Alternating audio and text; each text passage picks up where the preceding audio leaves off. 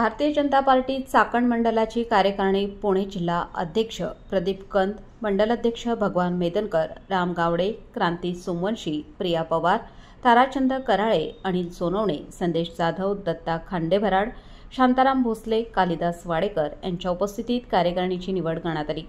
मंडलाध्यक्ष भगवान मेदनकर यांनी आगामी स्थानिक स्वराज्य संस्थे व नगरपरिषद निवडणुकी पक्षातर्फे सगळ्या जागा लढवण्याचा निर्धार व्यक्त केलाय।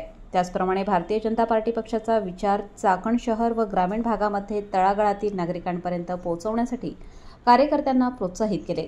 जिल्हा अध्यक्ष प्रदीप कंद यांनी पक्षाची जबाबदारी लोककल्याणगत असल्याची भावना व्यक्त करत कार्यकर्त्यांनी जास्तीत जास्त नागरिकांपर्यंत केंद्र व राज्य सरकारच्या योजना कशा पोहोचवायच्या याबाबत मार्गदर्शन केले। क्रांती सोमवंशी, प्रिया पवार, शांताराम भोसले यांनी आपले विचार व्यक्त केले। कार्यक्रमाचे सूत्रसंचालन संदेश जाधव यांनी केले, तर आभार प्रदर्शन अजय जगनाडे यांनी केले। त्याची काळजी करू नका, तुमच्या मनातले प्रश्न देवेंद्रजी सोडवल्याशिवाय स्वस्त बसणार नाही याची खात्री तुम्ही बाळगा।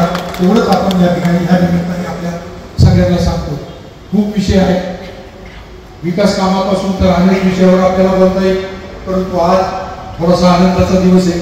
नवनिर्वाचित पदाधिकारी झाले, माझी पदाधिकाऱ्यांना विनंती आहे, आपल्याला जर पद मिळालं असेल, कोणतंही पद मिळू द्या, त्या पदाला न्याय देण्याची भूमिका आपण सगळ्यांनी घेतली। कुणाला सरचिटणीस पद मिळालं असेल, कुणाला उपाध्यक्ष पद मिळालं असेल, कुणाला चिटणीस पद मिळालं असेल, कुणी कोषाध्यक्ष असेल, कुणी कार्यालय प्रमुख असेल, कुणी कार्यकारिणी सदस्य असेल, युवा मोर्चा असेल, महिला मोर्चा असतील, सगळे मोर्चे, सगळ्या आघाड्या, सगळी पद मिळणार।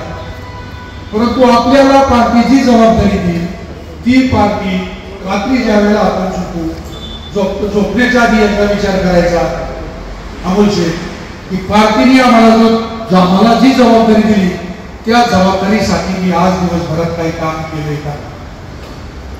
मी तुम्हाला सांगतो, काम केलं असेल तर शांत झोप लागेल, काम केलं नसेल तर झोप सुद्धा लागणार नाही, उठावणार आणि काहीतरी करायला लागणार। म्हणून माझी विनंती आहे, प्रामाणिक कार्यकर्ते आपण सगळेजण आहोत। पार्टीला न्याय द्यायचा असेल तर आपण समाजामध्ये जा, समाजाचे प्रश्न समजून घ्या, सर्वसामान्य माणसाला विकासाचा केंद्रबिंदू माना, त्यांचे प्रश्न समजल्यानंतर प्रश्न सुटेल का नाही यापेक्षा तुम्ही जे प्रामाणिकपणाने सोडवण्याचा प्रयत्न करताय हे समाजासमोर चित्र निर्माण करा। समाज बोलस पाळायला पाहत असतो, समाजाचं लक्ष असतं। अमोलने आज भगवानचा कार्यक्रम घेऊ कसं धडपड करत होता, सगळ्यांच्या नजरेत आलं का नाही, तोच पळतोय, तोच करतोय, त्याच काय